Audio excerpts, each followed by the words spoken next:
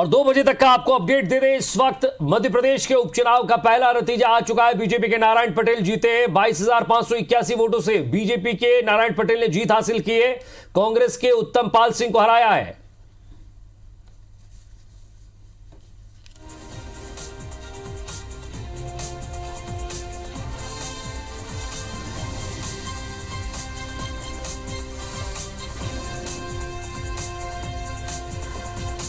तो मध्य प्रदेश उपचुनाव का पहला नतीजा आ चुका है। हमारे संवाददाता नासिर गौरी हमारे साथ जुड़ रहे हैं, जरा उनसे हम बातचीत करते हैं। नासिर, ये जो फिलहाल ग्वालियर चंबल में तो स्थिति ठीक दिख रही है कांग्रेस की, कहीं कहीं वो मजबूत दिख भी रही है, आगे पीछे भी कुछ हो रहे हैं, लेकिन इन 28 सीटों पर जो उपचुनाव हुआ उस पर तमाम राजनीतिक विश्लेषकों को फिर सोचने के लिए मजबूर कर दिया है कि कहां चूक हो गई हमसे भी, और कांग्रेस भी शायद ये सोच रही होगी कि मैनेजमेंट कहां बिगड़ा।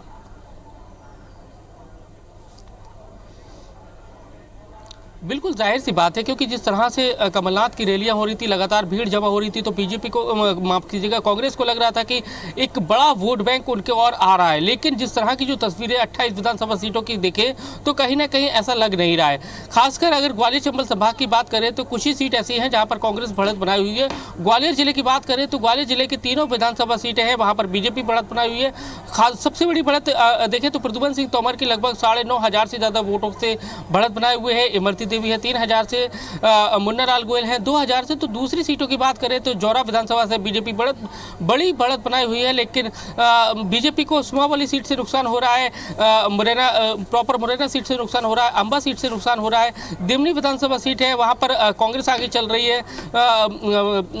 गौद विधानसभा सीट की बात करें तो यहाँ से कांग्रेस आगे चल रही है, और महगांव विधानसभा सीट की बात करें तो यहाँ से बीजेपी आगे चल रही है। तो कुल मिलाकर देखा जाए तो जिस तरह का मैनेजमेंट कांग्रेस ने तैयार किया था 28 सीटों पर, और अकेले कमलनाथ लगातार सभाएं कर रहे थे, और जिस तरह से की भीड़ जो इकट्ठा हो रही थी उससे लग रहा था कि कांग्रेस को कि एक नया वोटर्स है वो उनसे जुड़ रहा है। जिस तरह का जो माहौल जो पैदा हुआ है, उपचुनाव के जो हालात बने हैं, कहीं ना कहीं कांग्रेस को इससे फायदा मिलने वाला है। लेकिन जो तस्वीर दिख रही है, अब जो रुझान लगभग 2 बजे का वक्त हो गया है, तो इसमें तस्वीर क्लियर हो चुकी है, और अधिकांश सीटें अगर हम देखा जाए तो बीजेपी के ही पक्ष में जाती हुई दिखाई दे रही है। तो कहीं ना कहीं बीजेपी के लिए खुशी की बात तो है, लेकिन कांग्रेस के जो राजनीतिक पंडित हैं तरह तरह के जो गणित लगा रहे थे, लेकिन उनके लिए ये बड़ी बुरी खबर है। नासिर, आप जैसे कि बता रहे थे, हम देख भी रहे हैं, करेरा, गोहद, सुमावली, दिमनी, ये 4 विधानसभा निर्वाचन क्षेत्र कांग्रेस आगे चल रही है। यहाँ पे ऐसा क्या हुआ कि भाजपा पीछे हो गई? क्या देखते हैं आप इन 4 सीटों में? इस प्रकार है।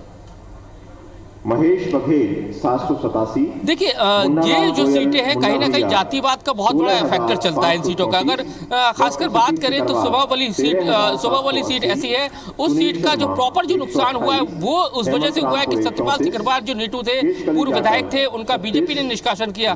तो वो चुनाव कहीं ना कहीं जो ठाकुर समाज और गुर्जर समाज के बीच में जो वोट बैंक था वो कहीं ना कहीं बढ़ गया, और जो ठाकुर वोट बैंक था वो कांग्रेस के पक्ष में गया। इसके चलते नुकसान हुआ है। करेरा विधानसभा सीट की बात करें तो वहां से प्रागीलाल जाटव, एक शुरुआत से कहा जा रहा था कि वो मजबूत सीट है कांग्रेस की, और वहां से प्रागीलाल जाटव की जो छवि है वो स्वच्छ छवि है, और उसका फायदा मिलेगा। वो सीट क्लियर सीटों में गिनी जा रही थी।